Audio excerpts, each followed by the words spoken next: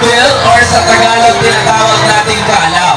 Ang scientific name nito ay Buceros hydrothorax mindanensis. Saan matatagpuan?